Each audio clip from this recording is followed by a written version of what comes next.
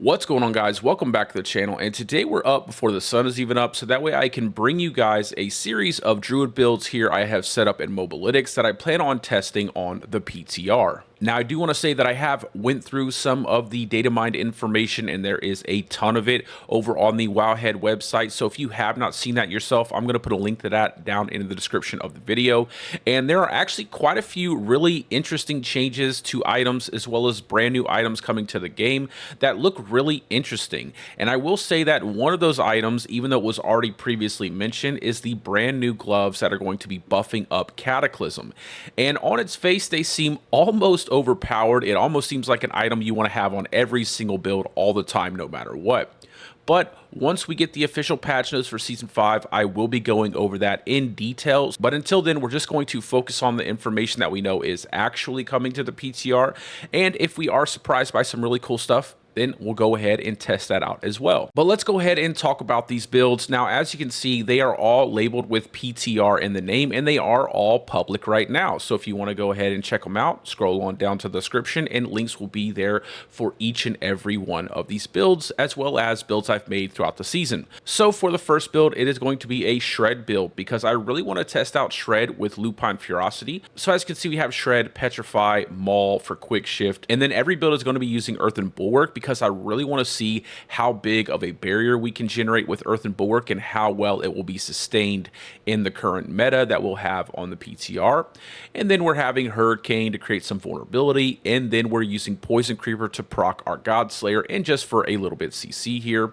I'm not going to go over the Spirit Boons, it's pretty standard here. And then the gear pieces, obviously we got Godslayer, Mad Wolf's Glee, and then we have set up our aspects to be in line with the fact that we are no longer using the Shepherd's aspect. So we're using a two-hander with the Stormclaw aspect, and then we are using the aspect of retaliation on our amulet. But a lot of this stuff is probably subject to change when we do get into the PTR and test out some of the new stuff, especially the gloves here, because like I said, those Cataclysm gloves are looking crazy. And if we can get 100% uptime on our Cataclysm with this build, obviously we're going to be going with a 100x multiplier here. So moving on to the gear affixes, do not pay attention to any of this damage to close damage here, although you can roll it if you'd like to. My real objective with this build is to roll critical strike damage on every single one of our damage slots, because I really want to test out how big of a critical hit we can actually deal with all of these brand new temperings coming into the PTR. So just go ahead and replace those with critical strike damage, and do the same for pretty much every single one of my builds that I have set up here in the PTR, or just test out whatever your heart desires. I think that's probably the best bet, but that is what I'm going to do. Critical strike damage all the way. On to the skill tree, you'll see here, obviously we're going 5 points into Shred, and then 5 points into Earthen Bulwark, and then moving down to our freshly buffed key passive, that is the Lupine Ferocity key passive. Now, do be aware, it is not written correctly here, as it will be on the PTR, so every third, not every sixth werewolf skill will hit with a guaranteed critical strike, and that's why we're not putting critical strike on our gear affixes, and then it will deal a 70% multiplicative damage bonus to that hit, and then obviously that will then double once we get enemies injured, which really isn't that big of a deal. I actually think they probably need to change that to maybe below 50% health or something like that. Until then, it's not really that good, but that's what we're trying to do. We're trying to line up our third hit with Shred with our Lupine Ferocity and deal a ton of critical strike damage with that third hit, and seeing if that actually will deal a substantial amount of damage with Shred and allow us to actually utilize this build in a great way for the brand new season. And then onto our Paragon boards. We're not really going to spend a lot of time on these. However, they are set up really well to give you a fair amount of damage as well as survivability, so that way you won't find yourselves dying too often. I'm a hardcore player at heart, so all of my Paragon boards typically include a lot of resistances and a lot of HP. Now on to the second build I have set up for the PTR, and that is a pure companions build. And honestly, this one I am the most excited to test out because of the fact that they changed the Shepherd's aspect to now affect companion skills. So wolves were already doing pretty well in Season 4, and on the PTR it seems like they're going to be doing exceptionally well.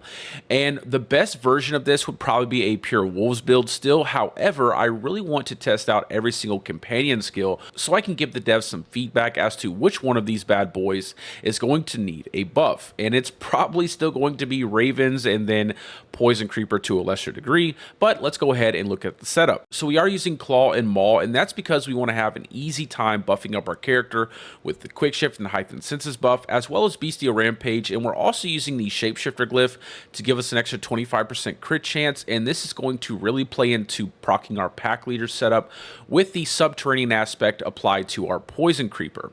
Then we're running bulwark, again just testing out bulwark as much as possible on all of these builds, and then 5 points ravens, poison creeper, and wolves.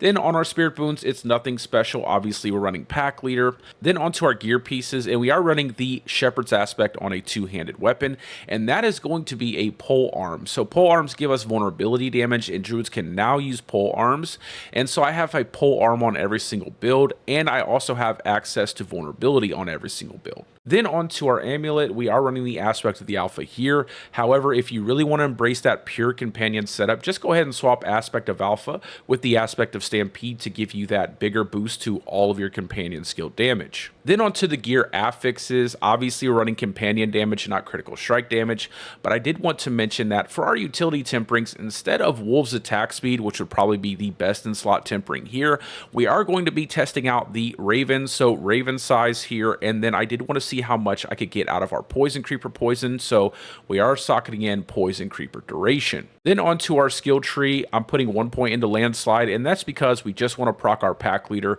with the subterranean aspect. We get a lot of critical strikes there, and it's super easy to proc that boon and keep rolling with our companion skills. Then obviously on the companion skills, we got 5 points wolves, 5 points poison creeper, and 5 points ravens here. And I would like to go the ferocious ravens to get that vulnerability. However, obviously more ravens means more companion skill damage. And then like I said, we're running bestial rampage here. And then for our Paragon board, as you can see, pretty much set up like our last Paragon board. However, I will mention that in the Inner Beast board, we are socketing in wilds and picking up every single intelligence node we can, so that way we buff up that wilds glyph as much as possible. Then onto the build that everyone seems the most excited about, and that is the Landslide build. So if you haven't heard, which you probably have, Landslide's seen a pretty massive buff here in the PTR patch notes, and it is going to be one of the best, if not the best build for the Druid class on the PTR. Now, I will say that I am super excited to test this one out too. However, like I said, I just love companion builds, but I have definitely been saying that Earth skill builds have been needing a massive buff to be competitive in the meta for quite some time now, so I'm definitely happy to see it actually happening. So let's go ahead and look over it real quick. So we have 5 points in the landslide, poison creeper just because of our subterranean aspects, we get a lot of landslide pillars, then 5 points earth and bulwark, petrify, and then we are going to be using storm strike so that way we can proc some of our aspects, and then we are using trample, and we'll go over why in just a second. So nothing special here with the boons, but down here with our aspects, we are going to be running the aspect of natural balance on our two-hand weapon, and that is exactly why we're running the storm strike skill. So what this does is give us a massive critical strike damage multiplier to our earth skills after casting a storm skill, and it lasts for 4 seconds. So just by weaving a storm strike in to our attacks every now and again, we're getting a massive 45x critical strike damage multiplier that is then doubled because we're going to be running it on a two-hand weapon. So a whopping 90% multiplicative critical strike damage. And then on our amulet, we're going to be running the aspect of the aftershock. And then because we have the freedom to do so, on our ring, we're running the aspect of trampled earth, and that's why we have trample, so that way we can trample through with landslides. Now obviously you could just run the aspect of retaliation here to give you more damage, but I really wanted to create an exciting and fun build and just have something here that really embraces the landslide setup. So I thought it would be super fun to have the aspect of trampled earth and give you guys an opportunity to really go crazy with this setup. Now, like I said down here in the instructions, if you're not into using the trampled earth aspect